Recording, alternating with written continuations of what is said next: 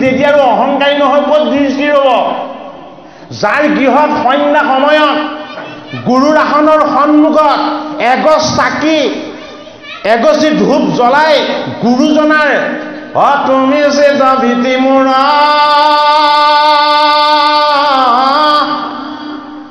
প্ৰৱৰ্তক নাৰায়ণ তুমি নাথ মই নাথ বন্দ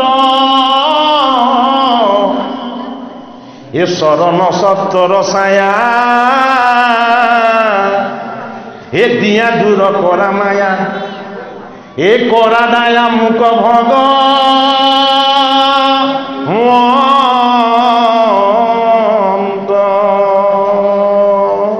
সেইখন গৃহাশ্ৰম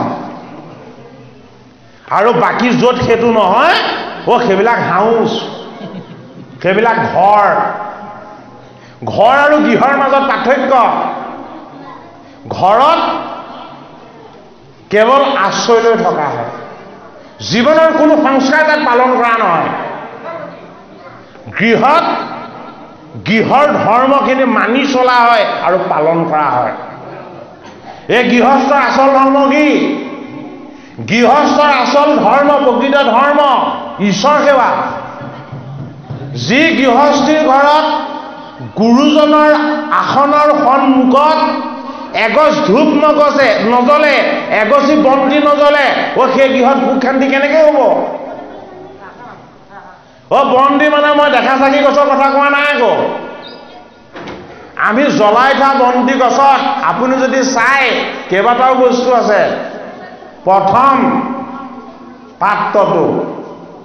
পাত্ৰটো মাটিৰ হয়নে মাটিৰ পাত্ৰ হ'ল ভূমিৰ তত্ত্ব সুনীতা উইলিয়াম 9 মাহ মহাকাশত থাকি আহিব পাৰে কিন্তু নিয়ন্ত্ৰণ ভূমিৰ পৰাই হৈ আছে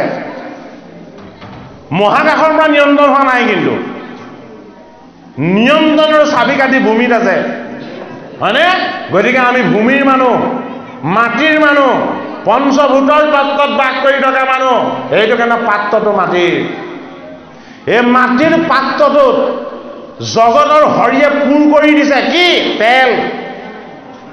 তেল কমাই দিয়া নাই 100 বছৰ জ্বলি থকাকে দিছে আমাক হয়নে জন্মতেই চাকিৰ তেল পূৰকে দিছে মৃত্যুৰ সময়ত এই তেল শেষ হ'ব গতিকে আমাৰ জীৱনী শক্তি হ'ল ইয়াৰ তেলখিনি এই জীৱনী শক্তিটোক জ্বলাই ৰাখে কিহে আত্মাই ঈশ্বৰে পৰমেশ্বৰে কিহত এডাল শলিতা এই শলিতাডাল হ'ল আমাক ধাৰণ কৰা বগা শলিতা এই বগা শলিতাডাল হ'ল আমাক ধাৰণ কৰা ধৰ্ম আমাক ধাৰণ কৰা আত্মা আমাক ধাৰণ কৰা ঈশ্বৰ এই শলিতাডালত অগ্নি সংযোগ হ'ব লাগিব কেনেকৈ হ'ব লাগিব অকিমতে ভকতি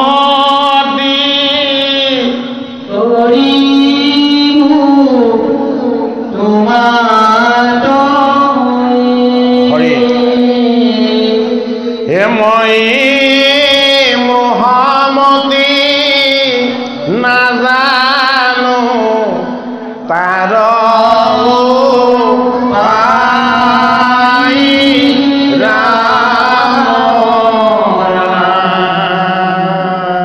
আমি জানো ঈশ্বৰক ভক্তি কৰিব নেজানো আমি মহামতি অবুধ শিশুৰ নিচিনা হয়নে বাৰু কিন্তু তেওঁৰ নাম তেওঁৰ গুণ তেওঁৰ যশ তেওঁৰ উপাসনা অগ্নি বন্তি জ্বলি আছে কিহেৰে আজি এই গীতা শাস্ত্ৰৰ চৈতন্য তত্ত্বৰে ভগৱন্ত কৃষ্ণ কথাৰ বাক্যৰ অমৃতেৰে আজি এই বন্তিগছ জ্বলি আছে এই বন্তিগছ জ্বলাওঁতে আপোনালোকৰ বৰঙামাৰী অঞ্চলৰ বৰটানী গাঁৱৰ যুৱক যুৱতী সমস্ত সেৱকে ভকতক নিমন্ত্ৰণ কৰিছে ভকতৰ সেৱাভাগ কেনেকৈ কৰিব লাগিব তাৰ আলোচনা কৰিছে ভকতৰ সেৱাত যাতে কোনো ছিদ্ৰ নেলাগে তাৰ কাৰণে সকলোকে আলোচনাত বহুৱাইছে এডাল শলাকানি মাৰি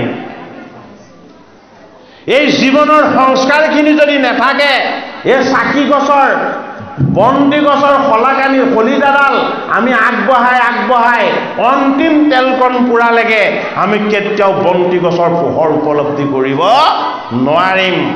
শলাকানি মাৰিডাল আমাৰ জীৱনৰ সদাচাৰ, বন্তি গছ আমাৰ জীৱনৰ পাত্ৰ, ভক্তিৰ ৰস এয়া হ'ল আমাৰ তেল, ধাৰণ কৰা ধৰ্মৰূপী আত্মা এয়া হ'ল শলিতা, গীতা ভাগৱত ভগৱন্তৰ নাম গুণ এয়া হ'ল অগ্নি।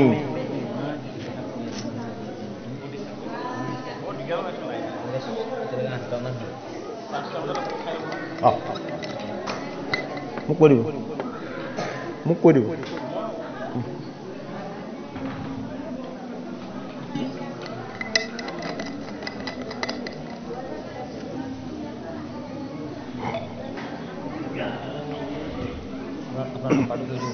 নাইন 70 67 22241 নহয় নহয় 222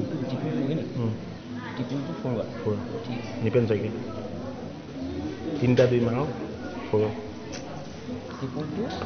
41 কৃষ্ণ। গতিকে এই বন্তি গছ ঈশ্বৰে জ্বলাই থৈছে, মাত্ৰ এই বন্তি গছক আমি প্ৰতিপালন কৰিব লাগে। কেনেকে?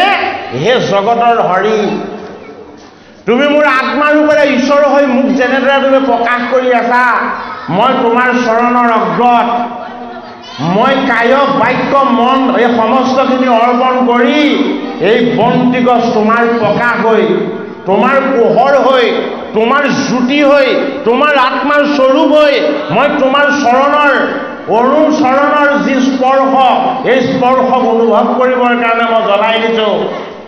আৰু কি জ্বলাই? হয় আমাৰ ধূপ জ্বলাই। কিয় ধূপ গছ জ্বলাই? এই জগতত প্ৰত্যেকটো বস্তুৰে গন্ধ থকাটো পৃথিৱীৰ গুণ।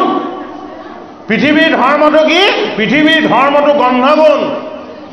এই পৃথিৱীৰ পৰা যি গন্ধ ওলাই, এই গন্ধৰ তত্ত্ব হ'লা তুমি, কিন্তু তোমাৰ চৰণৰ পৰা সদায় গান ওলায়, তোমাৰ চৰণৰ পৰা সদায় অমৃত প্ৰকাশ হয়। এই অমৃতময় সুগান মোৰ যাতে আত্মাই ল'ব পাৰে, এইটো কাৰণে এই আত্মা ঈশ্বৰৰ সুগানৰ প্ৰতীক কৰি মই তোমাৰ চৰণত এগছি ধূপ অৰ্পণ কৰিছোঁ। গতিকে জীৱন বন্তি ধূপ তেল কলিতা আমাৰ যদি জ্বলি থাকিবলৈ হয়, তেতিয়াহ'লে আমি ঈশ্বৰক একান্ত চিত্তে সেৱা উপাসনা কৰি থাকিব লাগিব। গীতাৰ 2য় অধ্যায়ত অৰ্জুনৰ অজ্ঞান, অৰ্জুনৰ বিষাদ, অৰ্জুনৰ মোহ, অৰ্জুনৰ মায়া এই সমস্তবিলাক দূৰ কৰিলে। অৰ্জুনৰ বিষাদ যুগ গীতাৰ 1ম অধ্যায়, 2য় অধ্যায় সাংখ্য যুগ। সাংখ্য যুগ হ'ল কি? অৰ্জুনৰ প্ৰসাদ। কি প্ৰসাদ? ভগৱান কৃষ্ণই অৰ্জুনক ক'লে, হে অৰ্জুন,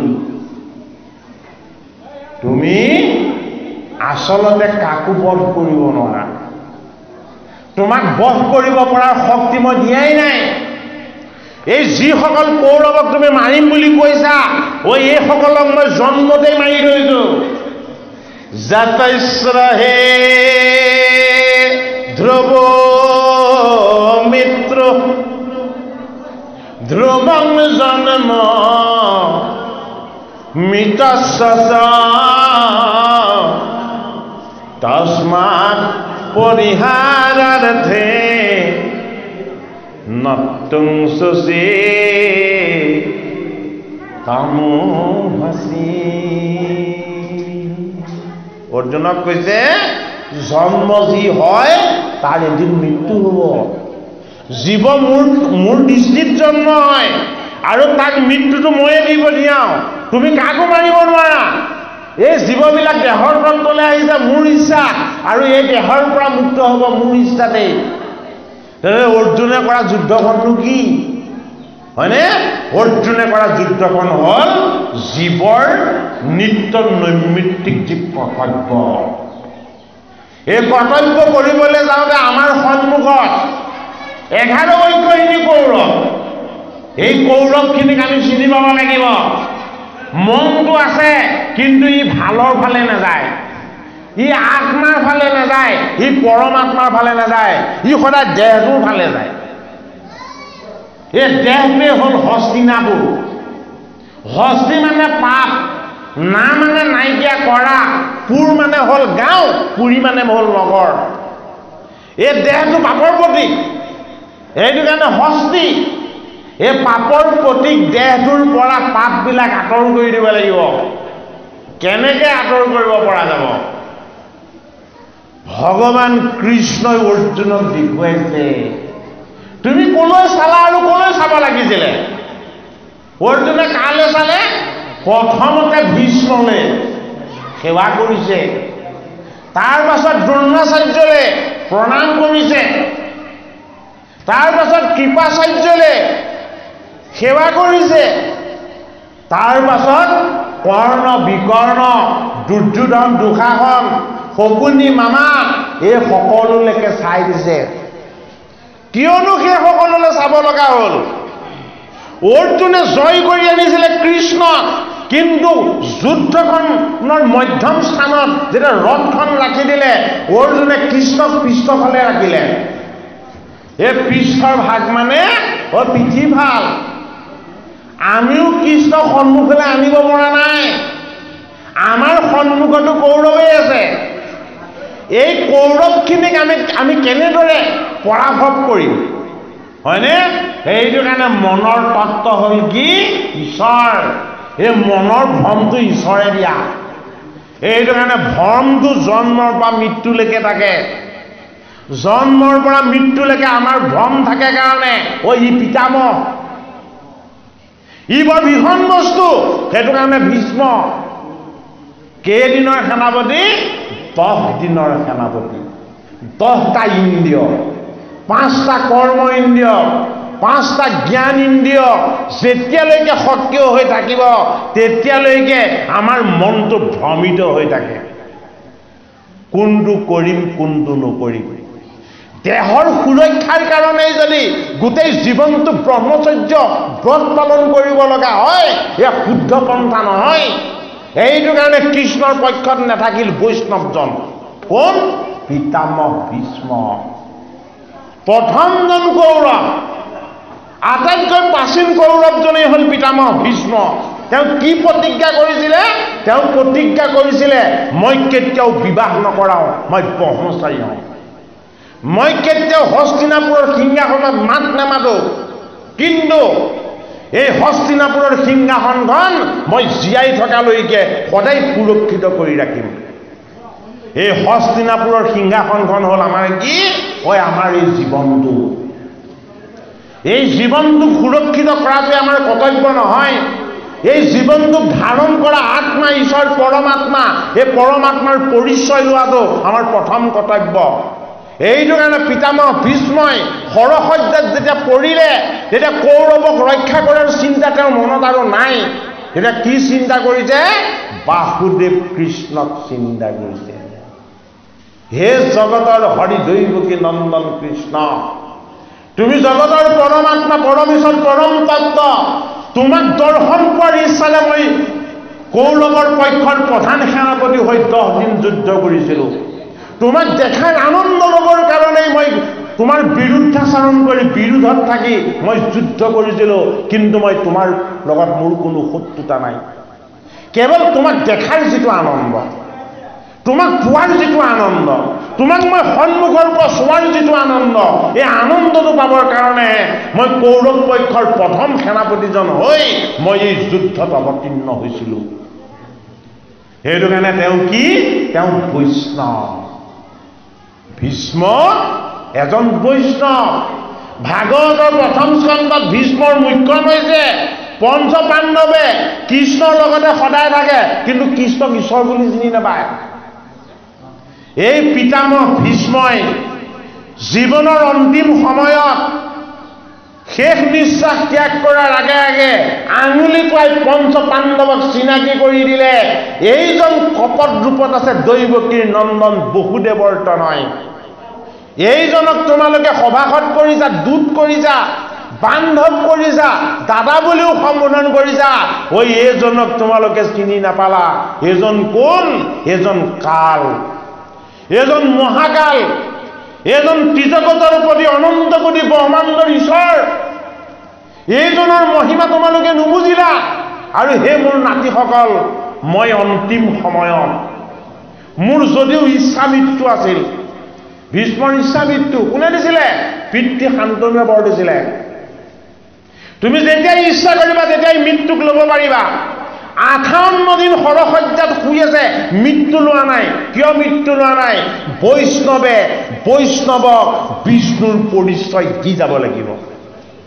যদি বৈষ্ণৱক বিষ্ণুৰ পৰিচয় দি যাব নোৱাৰে, তেতিয়াহ'লে জীৱৰ মুখ্য সাধন নহয়, মুক্তি লাভ নহয়।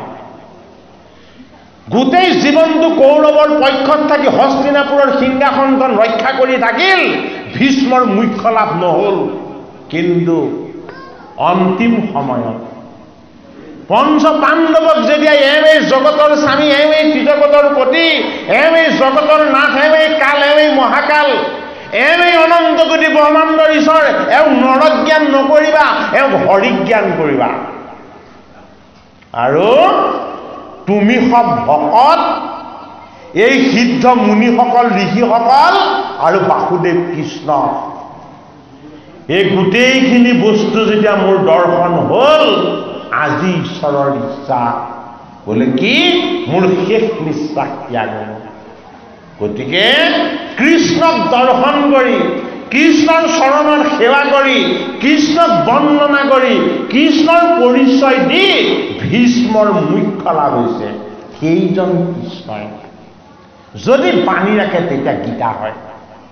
এই গীতা আৰু কৃষ্ণৰ মাজত তত্ত্বগত পাৰ্থক্য একো নাই। সেইটো কাৰণে গীতা পাঠৰ ইমান মহিমা। গীতাৰ 2য় অধ্যায়ত ভগৱান কৃষ্ণই সাংখ্যযোগ, অদ্বৈত ঈশ্বৰ জ্ঞান, মই এই আত্মা, মই এই পৰমাত্মা, মই এই পৰম তত্ত্ব। হে অৰ্জুন, তোমাৰ আৰু মোৰ মাজত কায়ৰ পাৰ্থক্য আছে, আত্মাৰ পাৰ্থক্য একো নাই। সেইটো কাৰণে গীতাৰ 11 অধ্যায় বিশ্বৰূপ দৰ্শন, গীতাৰ 10ম অধ্যায় বিভূতি যুগ। বিভূতি যুগত অৰ্জুনক ভগৱান কৃষ্ণ কৈছে, হে ৰাম অৰ্জুন, তুমি অৰ্জুন কি বুলি ভাবি আছা? বোলে মই বুলি ভাবি আছো। বোলে তুমি নহয় অৰ্জুন, বোলে কি? পাণ্ডৱসকলৰ মাজত মই কৃষ্ণ মধ্যম পাণ্ডৱ। অৰ্থাৎ আমাক পদে কৈ গৈছে এইখিনি কথা। কি বুলি কৈ গৈছে? যে তুমি আৰু মই কেনেকে সখা হলো তুমি বুজি নোৱা। মই তোমাৰ তত্ত্ব, মই পিতৃপুৰুষ, মই প্ৰাচীন পুৰুষ, মই ঈশ্বৰ কৃষ্ণ, আৰু তুমি মোৰ অংশ, তুমি মোৰ জীৱ। এইটো কাৰণে মোৰ অংশ জীৱ কাৰণে তুমি আৰু মই একেই। এইটো কাৰণে তুমি মই বান্ধৱ সম্বন্ধত নহয়, কিহত? আমাৰ সামৰ্থ্যত। মই ঈশ্বৰ, তুমি মোৰ ঈশ্বৰৰ অংশ জীৱ। তোমাৰ আৰু মোৰ মাজত কোনো পাৰ্থক্য নাই। সেইটো কাৰণে হে অৰ্জুন, পাণ্ডৱসকলৰ মাজত মই হলো মধ্যম পাণ্ডৱ ধনঞ্জয়, যিজনে ভগৱান কৃষ্ণৰ বিশ্বৰূপ দৰ্শন কৰিলে। হে কৃপালো গুৰুমতী বাগবাংলৰ সমস্ত, আমি আসনৰ পৰা এতিয়া অকণমান উঠিব লাগিব। আমাৰ শ্ৰদ্ধাৰ বৰুৱাবাবে কৈছিলে যে আপুনি অকণমান সময় অৱসৰ ল'ব। গতিকে আমি অকণমান আসনৰ পৰা উঠিছোঁ। আসন বহিব নে আপুনি? আহিব, ঠিক। আমাৰ অতি শ্ৰদ্ধাৰ দিলীপ বৰুৱা বাপজনাই এতিয়া আপোনাসবক গীতাৰ পাঠ আৰু পৰ্যালোচনা আগবঢ়াই আপোনালোকক শ্ৰৱণ কৰাব। আমি বাপজনাক সেৱা জনাইছোঁ। বাপজনাৰ লগত আমাৰ চিনাকি সুদীৰ্ঘ প্ৰায় 10 বছৰ, আৰু আজি সৌভাগ্য হ'ল, আচলতে তেখেতে আপোনালোকৰ অনুষ্ঠানলৈ নিমন্ত্ৰণ দিছে যে শইকীয়াৰ বাবে আমাৰ গৃহভাগৰ এই চেগতে চাই যাব বা গৃহভাগ দৰ্শন হ'ব। আজি মই বৰুৱা বাপাৰ গৃহলৈও গ'লোঁ, আমাৰ গৃহলৈ তেখেত গৈছে বাৰু। গতিকে আপোনাৰ সব সঁচাকৈ ভাগ্যৱান। আপোনালোকৰ এই অঞ্চলৰ পৰা গীতা ভাগৱতৰ পৰ্যালোচক হিচাপে আমাৰ অতি শ্ৰদ্ধা দিলীপ বৰুৱা বাবক অসমৰ বিভিন্ন লোকে বিচাৰে আৰু তেওঁক জানে। গতিকে আমিও বাপজনাক ভালদৰেই জানিছোঁ আমাৰ গুৰু সদৃশ দেখে গতিকে তেখেতক আমি আসন গ্ৰহণ কৰি আপোনাসকলক অকণমান পাঠ পৰ্যালোচনা আগবঢ়াবৰ কাৰণে সেৱা জনাইছোঁ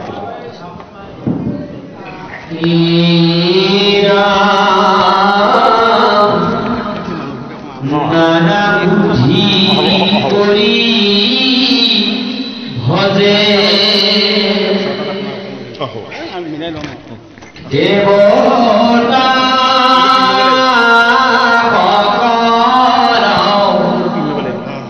যেনমতে ভজে মতে পা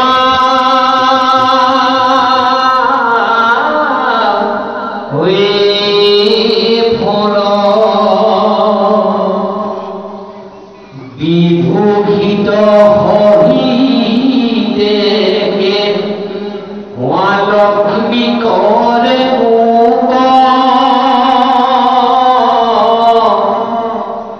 কল্প বিক্ষয়ী সেৱা কৰয়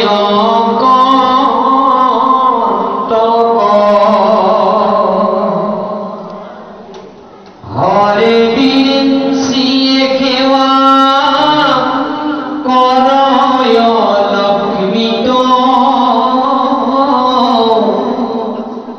লক্ষ্মীৰ কথাক্ষ পাইলে বুয়ে গীত গীত যত সুখ ঐশ্বৰ্যৰ লক্ষ্মীয়ে অধিকাৰ হেন বুদ্ধি নাই মই লক্ষ্মীৰ অৱতাৰ হেৰা যদি বা সকামে থাকি মোৰ পূজা কৰে মই দণ্ড ভোগ ভুঞ্জি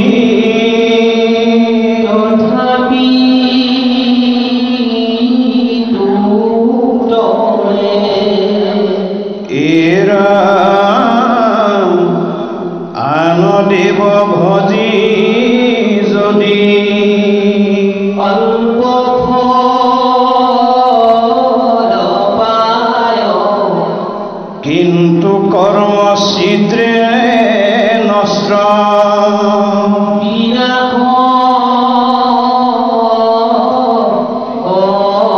যায় কর্মক্রিয়া উপবাসে যত পাবে কষ্ট দ্রব্য মন্ত্র কায় সিদ্ধে পূর্বাপরে নষ্ট মোর কর্মর তিল মাত্র নষ্ট নাই ন জানি করব যদি বিশ্বাস যায় অময় যন্ত্র জামি মুখ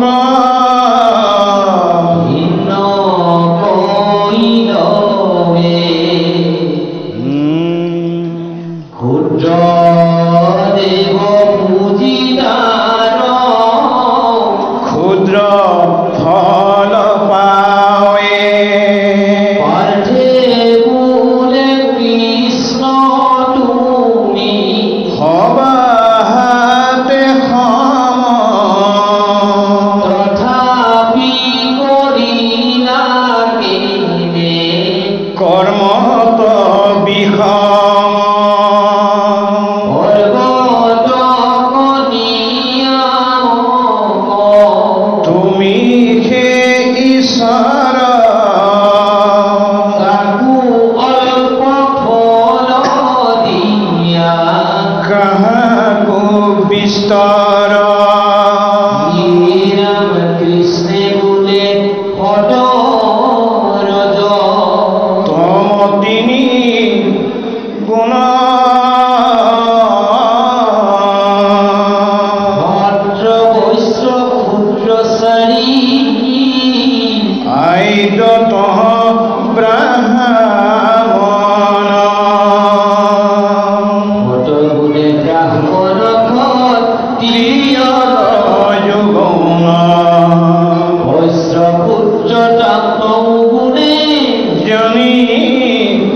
অর্জুন গুণয়ন ক্রমে কর্ম করয় সকল গুণর প্রভাবে উস্র নিঃসহ ফল নিরম স্রোজুপারু হরু মইটি নীলুক তথাপিতে কর্ম বন্ধে নপায়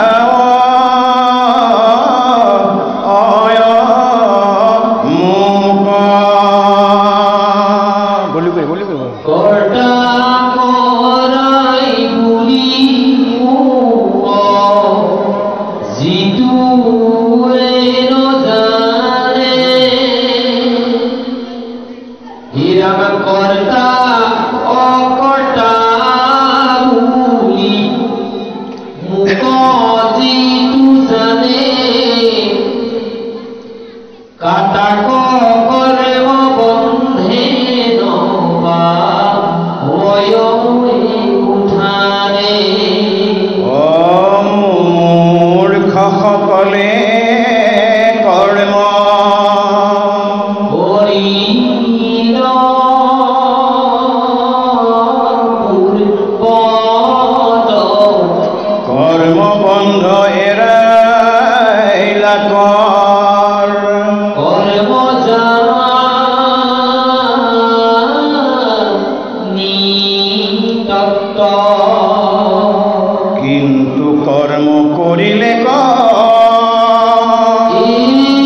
অহংকাৰ এহি মতে বিস্তৰতে তৰিলে সংসাৰ এৰাম লোক পৰম্পৰা যদি কৰ্ম কৰিবা এ যিজনে জানয় তত উপদে ঘুৰিবা কৰ্ম অকৰ্ম বি এহি তিনিমত বন্দিতো হয় মোহ নজানিয়া তত্ত্ব এৰাম পাৰ্থে বোলে কৰ্ম ৰজে কিবা আছে মৰ্ম লোকে যে ব্যাপৰ কৰে তাৰ নাম কৰ্ম নকৰিলে ব্যাপৰয় কমকেহি হয় তই যেন বোলাপন তিতু হয় এৰাম কৃষ্ণে বোলে তিনি তোৱা বুঝিবা কৰ্মা কৰ্ম বিকৰ্ম লিয়া কহে যাক সেহি ভূত কৰ্ম বেদ বাস্তবুল যাক এক অকৰ্ম বোলয় বেদে নকৰু তাহাক যিগোটা বিকৰ্মতাত বৈ পায়সী ইহাৰ ততকে নপাৱে বুজিত ইছাক জানি সংসাৰৰ আবদতৰে পূৰ্ণ তাহাৰ শস্য শুনিও অৰ্জুন বেদে কহে বুলি কৰ্ম কবে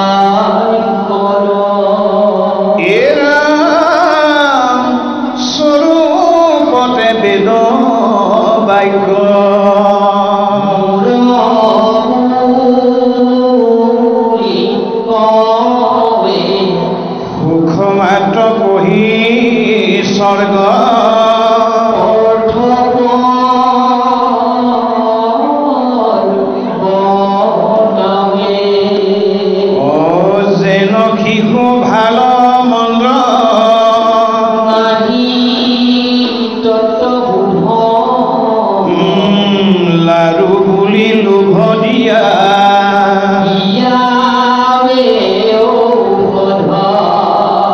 এই তাৰ যেন ঔষধৰ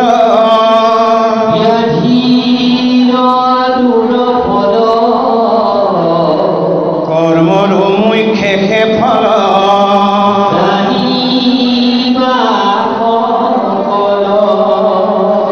এই বেদে জানো বুলি যিটো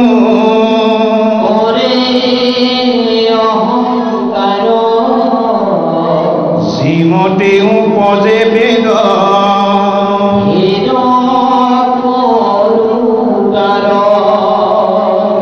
ৰাম দেহে যে আশয় চাৰি প্ৰৈখন্তি বৈখন্তি আৰু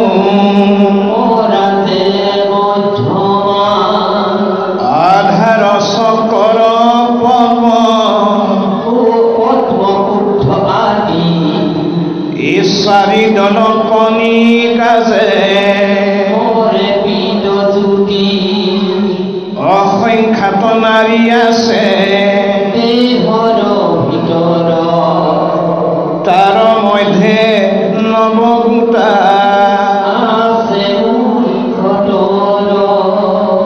এই ৰাম নৱৰ মহত তিনি নাৰী অনুপম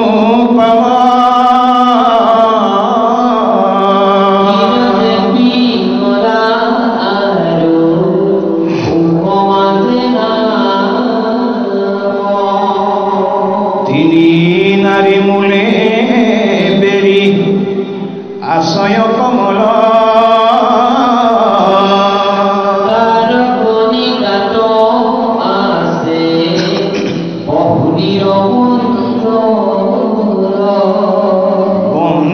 মণ্ডলে আছে উষ্ম নামে বেদী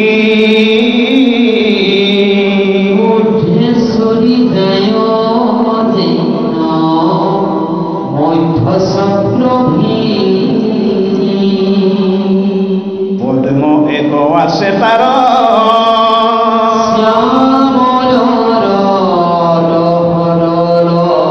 এই তাৰ কণিকাত আছে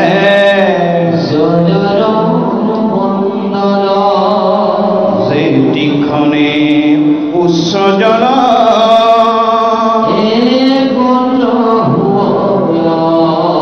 জলবনি সংযোগত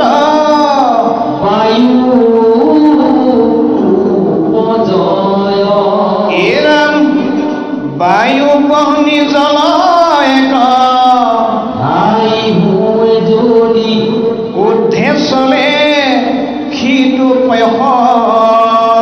অন্তি চক্ৰ ভেদী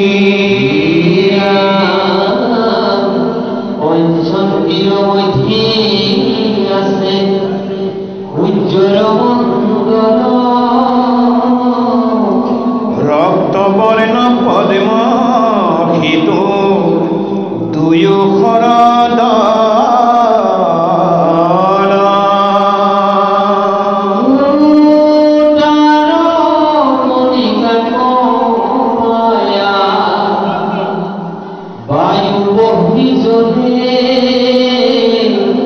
তিনি মিলি বুধ হইয়া উদ্ধেশলে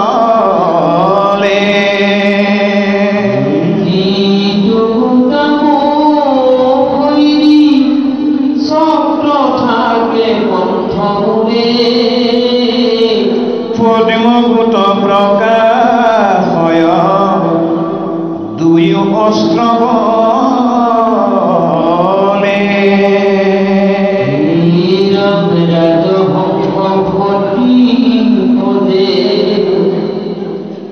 Yo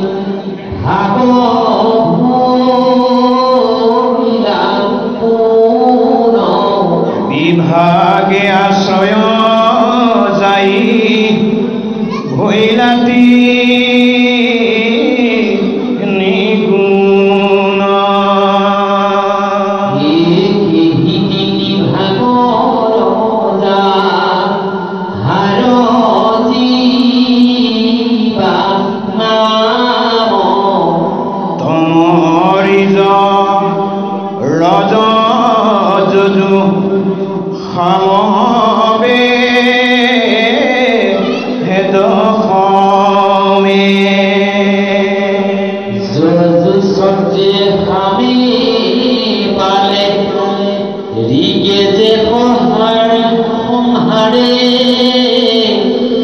নিবিতিক এৰিয়া পবিত্ৰী পথে ধৰে গুণ কোৱা ছয়ে বেদ হইলা গুণময়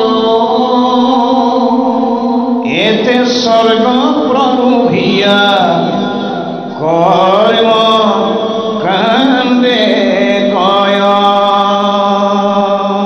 সিটো বুদ বুদ প্ৰভু ৰন্ধিবাহি যায়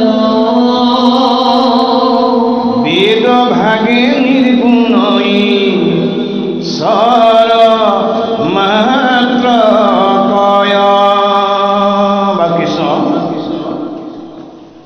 আমি খুব দীঘলীয়াকৈ পাঠ কৰি লওঁ আৰু দুআষাৰ চমুকৈ আলোচনাই কৰিম পৰম ভক্তিভাজন এই পবিত্ৰ সেৱাস্থলীত থকা বাপ বান্ধৱ আই মাতৃসকল অতি শ্ৰদ্ধাৰে এই অনুষ্ঠানভাগ আমন্ত্ৰিত কৰি অনা আমাৰ বৰা বাপ আৰু আমাৰ শইকীয়া বাপ দুয়োজনে আজি গীতাৰ ওপৰত যথেষ্ট আলোকপাত কৰি গৈছে আমি জয় জয়তে তেৰাসকললৈ আন্তৰিক শ্ৰদ্ধা নিবেদন কৰিছোঁ আমাৰ শইকীয়া বাপে অলপ বিশ্ৰাম লৈছে অকণমান বছৰ আকৌ আহিবই যে বাপে কৈ যোৱাৰ পাছৰ পৰা আমি 3 পাঠ পাঠ কৰিলোঁ আমি চমুকৈ 2-এটা কথা আলোচনা কৰিব লাগিব এতিয়া অৰ্জুনৰ প্ৰশ্ন ভগৱন্তৰ উত্তৰ মই বৰ গভীৰ কথালৈ নাযাওঁ মানে পদৰ মতেহে অকণ কৈ যাম গভীৰ কথা কোৱা মাতিছে তেওঁলোকে ক'ব আৰু এতিয়া মানুহ মাতৃ সকলোৱে ভগৱন্তক ভাল পাব লাগে কাৰণ যিহেতু শ্ৰেষ্ঠ জীৱ মানুহ ভগৱন্তৰ ওচৰত অৰ্জুনৰ দাবী যে মানুহ মাতৃ সকলোৱে ভগৱন্তক ভাল পোৱাটো নিতান্ত প্ৰয়োজন মানে ভাল পাবই লাগে কিন্তু ভাল নোপোৱাৰ কাৰণ কেইটামান আমাৰ পদে কৈ গৈছে যে ভাল নোপোৱাৰ কাৰণ এইটোহে অন্য দেৱতাবিলাকক পূজা কৰোঁতে আপুনি নিবেদন কৰিব লাগে কিন্তু ভগৱন্তক পূজা কৰোঁতে ভাবিলেই হৈ যায় গতিকে ভগৱন্তই ভাবিলেই পূজাটো মানে আপোনাক ফল দিয়ে কিন্তু অন্য দেৱতাক আপুনি মূৰ দুৱাই প্ৰাৰ্থনা কৰিলেও মানে তেওঁ সেই ফলটো নিদিবও পাৰে ইয়াৰ পৰা আমাক বুজাব বিচাৰিছে যে জীৱ মাতৃ 3টা গুণত জীৱবিলাক ব্ৰতী থাকে কেতিয়াবা জীৱটো সৎগুণত থাকে কেতিয়াবা ৰজগুণত থাকে আৰু কেতিয়াবা তম গুণত থাকে গতিকে ভগৱন্তই কৈছে মোক জীৱবিলাকে যেনেকৈ উপাসনা কৰে মোক যেনেকৈ প্ৰাৰ্থনা কৰে মোক যেনেকৈ পূজা কৰে মই পূজাৰ ফলটো তেনেদৰেহে দিম এইটো হ'ল ভগৱন্তৰ ধৰ্ম মনত ৰাখিব যে ভগৱন্তৰ ধৰ্মৰ পৰা ভগৱন্ত বিচলিত নহয় আপুনি ভগৱন্তক 1000 টকা দিলেও আপুনি যিটো পূজা কৰে তাৰ ফলেই দিব ভগৱন্তক 1 লাখ টকা দি দিলেও আপুনি পূজা যেনেকৈ ভগৱন্তই সেই ফল ভগৱন্তই টকা আৰু পইচাত আমাক ভক্তি কোনো কাৰণে দিব নোৱাৰে সেইকাৰণে আমি নিজক প্ৰমাণ কৰিব লাগে কিয় ইমান ভগৱন্তৰ প্ৰতি মনটো যায় ভগৱন্তক কিয় আমি পূজা কৰিব নোৱাৰোঁ ভগৱন্তৰ ক্ষেত্ৰলৈ কিয় যাব নোৱাৰোঁ ভগৱন্তই কৈছে মানুহ মাতৃ 3টা গুণত বন্দী হৈ থাকে এই গুণবিলাক আমি নিৰ্গুণ কৰিব লাগিব নিৰ্গুণ কৰিবলৈ হ'লে আমি ভগৱন্তক ভাল পাবলৈ শিকিব লাগিব ভগৱন্তক ভাল পালেও আপুনি নিৰ্গুণ নহয় আমি দেখাজনকো ভাল পাব লাগিব দেখাজনক ভাল পালেও নিৰ্গুণ নহয় আমি জন্মদাত্ৰী পিতৃ মাতৃসকলকো ঈশ্বৰ জ্ঞান কৰিবলৈ শিকিব লাগিব এইসকলৰ কৃপা নাপালে আমি কেতিয়াও ভগৱন্তৰ কৃপা লাভ কৰিব নোৱাৰিম এতিয়া বেমাৰটো কাৰ গাত কেনেকৈ আছে আমি নিজক প্ৰশ্ন কৰিলেহে তাৰ উত্তৰটো পাম সেইকাৰণে ভগৱন্তই কৈছে মই জীৱবিলাকক 3টা গুণতে বন্দী হৈ থকাও যদিও মোক কিন্তু 3টা গুণে বন্দী কৰি ৰাখিব নোৱাৰে সেইকাৰণে মই নিৰ্গুণ বুলি কৈছোঁ ভগৱন্ত সেইকাৰণে নিৰ্গুণ ভগৱন্তক আমাৰ দেহৰ 3টা গুণে স্পৰ্শ কৰিব নোৱাৰে দেহৰ সেইবিলাক গুণ এইবোৰ আত্মাৰ বা জীৱৰ গুণ নহয় সেইকাৰণে আমি ভগৱন্তক দুখ দি লাভ নাই আমি ভগৱন্তক যেনেকৈ প্ৰাৰ্থনা কৰোঁ ভগৱন্তই তেনেকৈ প্ৰাৰ্থনাৰ আমাক কৃপা কৰিব। ভগৱন্তৰ ওচৰত এইটোৱে হ'ল আমাৰ নিবেদন। গতিকে আমি ভাৱ মনৰ অনুকূলেহে ভগৱন্তই আমাক ফলৰ বশৱৰ্তী কৰাব। সেইকাৰণে ভাগৱতে গীতাই লিখিছে যে যেনেকৈ জীৱবিলাকে একদম উদাহৰণ দিছে। আমাৰ এই শইকীয়া বাবে কথাটো কৈ গৈছিল, মই অকণমান আপোনালোকে কৈ আছে কথাটো। এতিয়া আপোনালোকে মনত ৰাখিব লাগে যে গীতা আলোচনা চক্ৰলৈ 1000 টকা দি দিলেই নহ'ব। 1000 টকা দি দিলে গীতা অনুষ্ঠানটো আপুনি পতা নুবুজাব।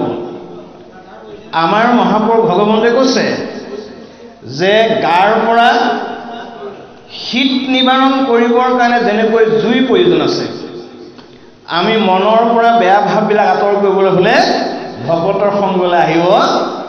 অদূৰে থাকি যিটো জনে অগ্নি থাকে চাই, তাৰ শৰীৰৰ পৰা শীত নপলায়। এতিয়া আমি দূৰত জুই দেখি 1 কিলোমিটাৰ আঁতৰৰ পৰা জুই নিবাৰণ কৰিছোঁ বুলি ভাবিব পাৰিম, কিন্তু ভগৱন্তই কৈছে কোনো কাৰণত জুই নিবাৰণ মানে শীত নিবাৰণ কৰিব নোৱাৰিবা। এইটো যেনেকৈ বিজ্ঞানসন্মত সঁচা কথা। আমি 10 টকা 5 টকা 1 টকা 1000 যোনেই যিমান দিওঁ, কিন্তু আমি আহি পেলাই ভকত দৰ্শন কৰিব লাগিব। কিয়? দৰ্শনে পাপ বিনাশ। আমি ভকতক দেখাৰ লগে লগে, ভকতক নমস্কাৰ কৰাৰ লগে লগে আমাৰ মনৰ ভাৱবিলাক পৰিৱৰ্তন হৈ যাব। সেইকাৰণে বাপসকল, আমি পৰা অৱস্থাত যিসকলে আহিব পৰা অৱস্থা আছে সেইসকলে আহিবই লাগিব। আৰু যিসকলে স্বাস্থ্যই নকৰে তেওঁলোকে ঘৰৰ পৰা নমস্কাৰ এটা কৰিলেও ভগৱন্তই কৃপা কৰিব। কিন্তু আপুনি যদি পাৰে, আপুনি আহিব পৰা অৱস্থা আছে, যদি ইচ্ছা কৰি নাহে, ভগৱন্তই কৈছে মোক আবেদনেই দিয়া নাই, মই কেনেকৈ পঠাম তাক? আবেদনখন ভগৱন্তক দিব লাগিব না। আপুনি ভগৱন্তলৈ যদি আবেদন নিদিয়ে, আপোনাৰ দিনটো ঘৰতে ব্যস্ত কৰি ৰাখিব, আপুনি ইয়ালৈ অহাৰ সুবিধাটো ভগৱন্তই নিদিয়ে। এই তেতিয়া আপুনি ভগৱন্তক ক'ব নেকি মোক নিনিলে বুলি? সেইকাৰণে ভগৱন্তই অৰ্জুনক কৈছে, অৰ্জুন মোক দুখ নিদিবা। জীৱবিলাকে মোক চিনি নাপায়, গতিকে নিজৰ মায়াৰ জালতে নিজৰ জীৱবিলাক বন্দী হৈ থাকে। তাৰপাছত মোক গালি পাৰি কি লাভ আছে? কাইলৈ যদি আপোনাৰ পৰা ভাগৱত গীতা বৰ ভাল হৈছে, যাব নোৱাৰিলোঁ, কিন্তু আপুনি আবেদন দিয়া নাই ভগৱন্তক, আপুনি ভগৱন্তক জনোৱাই নাই। নজনোৱাজনক ভগৱন্তই কেতিয়াও ইয়ালৈ আহিবলৈ নিদিয়ে। এইটোৱে হ'ল ভগৱন্তৰ মহিমা। গতিকে ভগৱন্তৰ মহিমা জানিবলৈ হ'লে, বুজিবলৈ হ'লে আমি ক্ষেত্ৰ দৰ্শন কৰিব লাগিব, ক্ষেত্ৰলৈ আহিব লাগিব। এতিয়া মনত ৰাখিব আই মাতৃসকল, বাপসকল, আমি এই ক্ষেত্ৰলৈ আহিলেও ভগৱন্তৰ কৃপা নহ'ব পাৰে। কিয়? তীৰ্থে গয়া যিটো জনে নকৰ স্নান, তাত পৰে কুবুধিয়া ছয় কোন আন। তহঁতে মাইকটো বৰকে ঐ, লাহে লাহে দিবি, ইমান নিদিবি না। চাউণ্ডটো নতয়, সেইটো এই দিলেতো অলপ বেছি হৈছে। গতিকে আমি এই মহাতীৰ্থলৈ আহি আমি যদি ভকতক এটা নমস্কাৰ নকৰোঁ, ভকতক এটা যদি সেৱা নকৰোঁ, আমাক ভগৱন্তই কেতিয়াও কৃপা নকৰিব। সেইকাৰণে আমি এই ভকতৰ মাজলৈ আহিলে আমাৰ বহুতে ভাবি লয় যে সেৱা কৰিব লাগে গতিকে কৰি দিওঁ। এইটো কথা নহ'ব। সেৱা কৰিব লাগে বুলি জানি পেলাই কৰিলে আমাৰ অকণমান ভগৱন্তই ভাবিব নালাগে বোলে ই কৰিলে ময়ো কৰি দিওঁ এবাৰ সেৱা। সেই সেৱাটো কৰিব পাৰিম, কিন্তু সেই সেৱাৰ পৰা ফলটো আপোনালোকে লাভ কৰিব নোৱাৰিব। সেইকাৰণে ভকত সেৱাটো খুব ডাঙৰ সেৱা দেই, মনত ৰাখিব। এয়া মহাপুৰুষ মাধৱদেৱে শংকৰদেৱে লিখি থৈ গৈছে, আৰু ভগৱন্ত নিজেই কৈছে যে মোৰ ভকত য'ত থাকে তাত যদি নমস্কাৰ সেৱা কৰি পেলাই তুমি ঈশ্বৰৰ কথা নুশুনা, তেতিয়াহ'লে ভগৱন্তৰ কৃপা লাভ কৰিব নোৱাৰি। এতিয়া আমাৰ বহুতে পোনপটীয়াকৈ চাহৰ জহলৈ যোৱাও দেখা পাব। একদম পোনপটীয়াকৈ চাহটো খাই আহিয়ে পাৰিলে বহা মানুহ আমাৰ মাজত এতিয়াও আছে। এইটো আপোনালোকে নকৰিব, বিনম্ৰ অনুৰোধ। আপোনালোকে ভকত সেৱা কৰিব, যি পাৰে অৰিহণা নিছে আমাৰ আপত্তি নাই, নমস্কাৰ কৰিব, পাৰিলে অকণমান শুনিব, শুনাৰ পাছত যদি কিবা জলযোগ কৰে বেলেগ কথা। কিন্তু আমাৰ বহুত মানুহে কি কৰে, পোনপটীয়াকৈ জলযোগলৈ যায়, ভকত সেৱা এটা নকৰে। সেইকাৰণে আমাৰ মহাপুৰুষে লিখিছে সম্পৰ্কে, এৰা মোৰ ভকতক দেখি নকৰে নমস্কাৰ, যিজনে মোৰ ভকতক দেখি নমস্কাৰ কৰে হে দহে কোটি কোটি পাপ জানিবা তাহাৰ।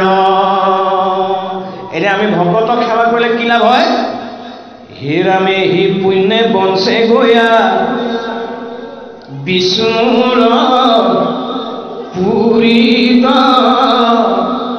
পৰম আনন্দে থাকে মাধৱৰ সহিত। এতিয়া আপোনালোকে প্ৰমাণটো চাবচোন যে এই অনুষ্ঠানলৈ আহি সেৱা কৰি যিজনে ভাগৱত শুনে বা গীতা শুনে, যদিও তেওঁ ঘৰতে ভাবি আহিছিলে মাত্ৰ আধা ঘণ্টা থাকিম, কিন্তু আপোনাৰ যদি পদ্ধতি শুদ্ধ হয় আপোনাৰ 1 ঘণ্টা 1.5 ঘণ্টা কেনি যায় আপুনি গমেই নাপাব। কিন্তু সেই আদৰ্শটো আজি ভাগৱতে আমাক কৈছে, গতিকে ভগৱন্তৰ এইটোৱে স্বভাৱ, ভগৱন্তক যোনে যেনেকৈ পূজা কৰে ভগৱন্তই তাক তেনেদৰে ফলটো দিব। ভগৱন্ত তেনেকুৱা কৃপালু, কেনেকুৱা দয়ালু চাওকচোন। নমস্কাৰ সেৱা যোনে যেনে কৰে ভগৱন্তই সেই ফলটোকে দিম বুলি এইকণ সময়লৈকে পদে আমাক ক'লে। ইয়াৰ পাছত কি কৈছে আমি অকণ শুনি লওঁ। এইখিনি পঢ়া 278 এইখিনি আৰু যিটো বুধ 278 তলৰটো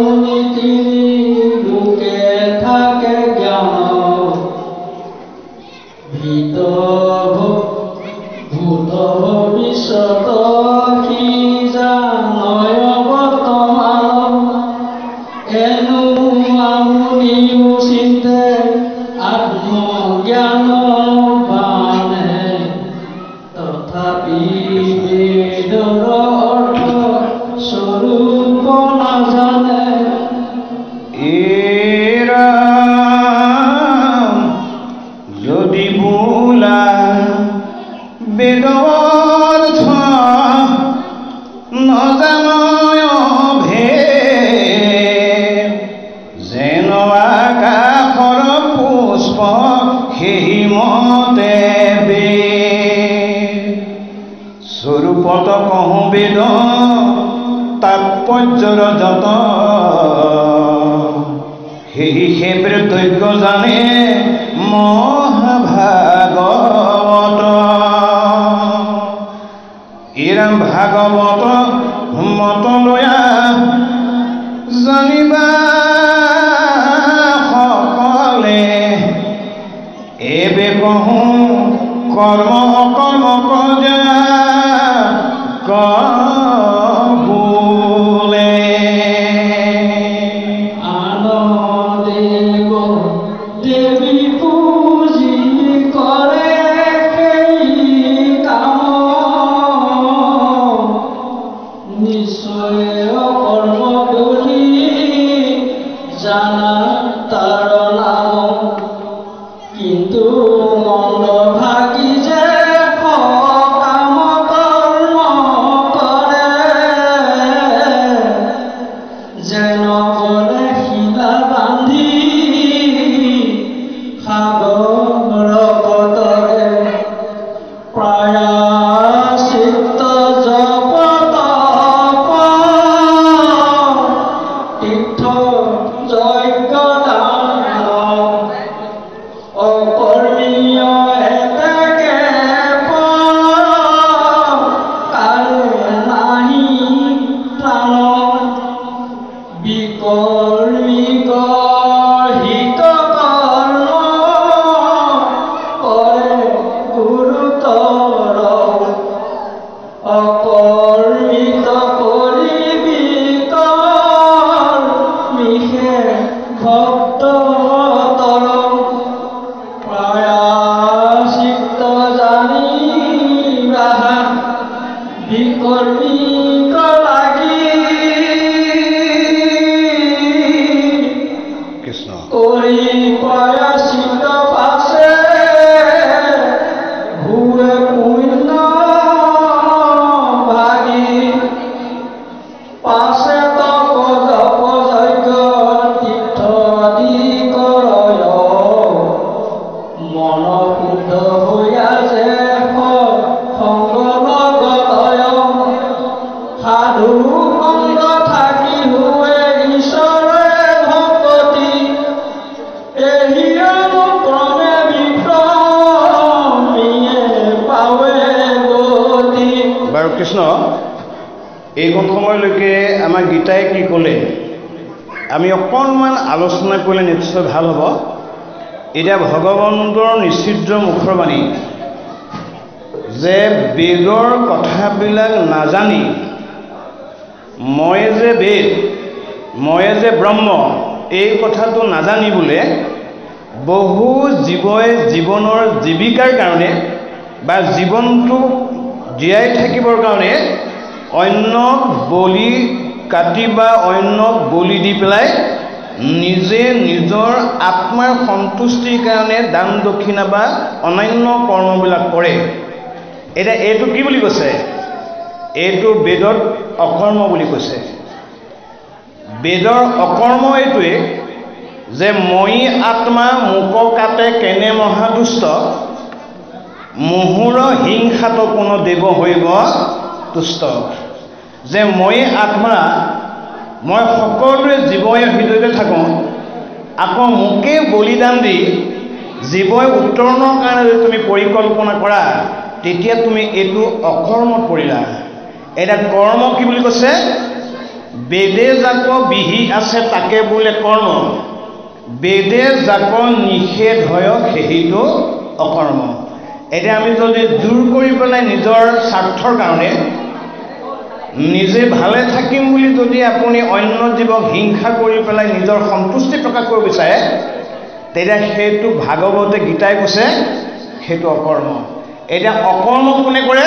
ভগৱন্তই সিদ্ধান্ত দিছে যি বেদৰ বাণী বুজি নাপায় বেদ মানে যে মই মানে যে বেদ এই কথাটো বুজি নোপোৱা সকলেহে তেনেবিলাক কৰ্ম গ্ৰহণ কৰে। গতিকে সেইকাৰণে আমি বেদৰ কথাবিলাক জানিবলৈ হ'লে বাপ বান্ধৱা মাতৃসকল এজন সুস্থ মানুহে বেদৰ কথা জানিবৰ কাৰণে ৭২ বছৰ লাগিব। বেদৰ কথা আক্ষৰিক জ্ঞান থকা মানুহে জানিবৰ কাৰণে 72 বছৰ লাগিব।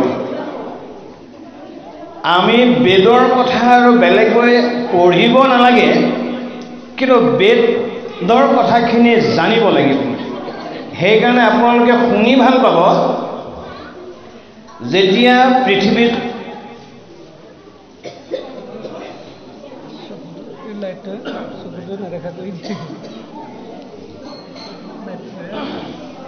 বাবা পানী বটল লাগিব মোক, পানী হ'ব।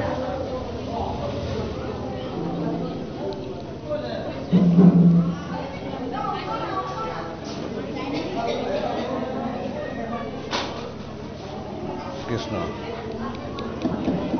কথাটো শুনি ল'ব, মই কৈ যাম যে শুনি থাকিব। যেতিয়া জীৱবিলাক সৃষ্টি হৈছিল, ভগৱন্তই মৎস্য ৰূপ ধাৰণ কৰি বেদ উদ্ধাৰ কৰিছিল, আৰু বেদ উদ্ধাৰ কৰি আদি কবি ব্ৰহ্মাক প্ৰমাণ কৰিবৰ কাৰণে তেওঁ যুগুতাই দিছিল। তেতিয়া ব্ৰহ্মাই 3 বাৰ বেদ প্ৰমাণ কৰিছে। বেদ প্ৰমাণ কৰি পেলাই আমাক ক'লে, এৰাম পূৰ্বতে প্ৰজাপতি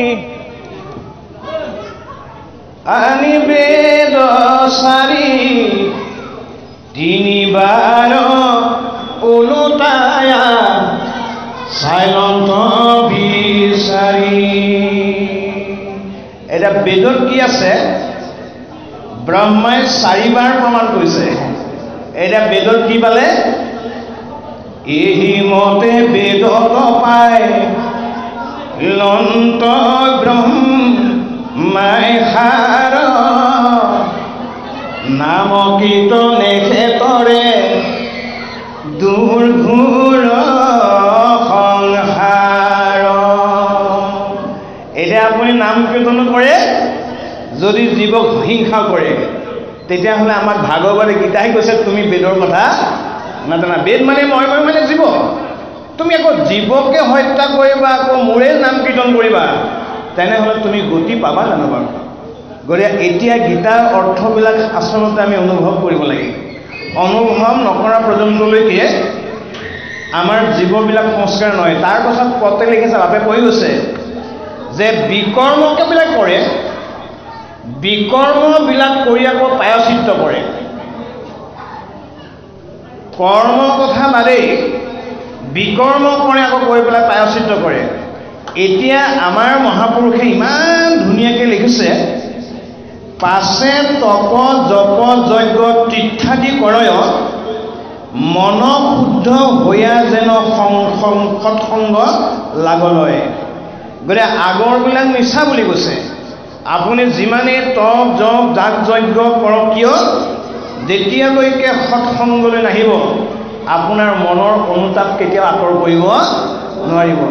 সেইকাৰণে ভগৱন্তই কৈছে, এৰা মাধৱে বুলন্ত সখী শুনা পৰিছেদ পঢ়ে যদি সৰ্বশাস্ত্ৰ জানে চাৰি বেদ কৰিবে নোৱাৰে জানা তথাপি ভগতি নলয় নৰে যেবে সংকৰ সংগতি। এইবিলাক কথা আমি যদি ভকতৰ ওচৰলৈ আহোঁ, বৈষ্ণৱৰ ওচৰলৈ আহোঁ, তেওঁলোকৰ মুখেৰে বেদৰ কথাবিলাক নুশুনা পৰ্যন্তলৈকে আমি মনৰ সংশয়বিলাক ছেদ কৰিব নোৱাৰিম। সেইকাৰণে ভগৱন্তই কৈছে যে বেদৰ কৰ্ম কৰিলে তাৰ সংস্কাৰ নালাগে, কিন্তু বেদৰ যদি অকৰ্ম কৰে তাৰ কিন্তু সংস্কাৰ হ'বই লাগিব। এতিয়া সংস্কাৰ হোৱাৰ স্থানটোৱে হ'ল এনে পবিত্ৰ জেগালৈ যি জীৱ নাহে, তেতিয়ালৈকে জীৱবিলাকে আধ্যাত্মিকভাৱে সংস্কাৰ হোৱাটো সহজ কথা নহয়।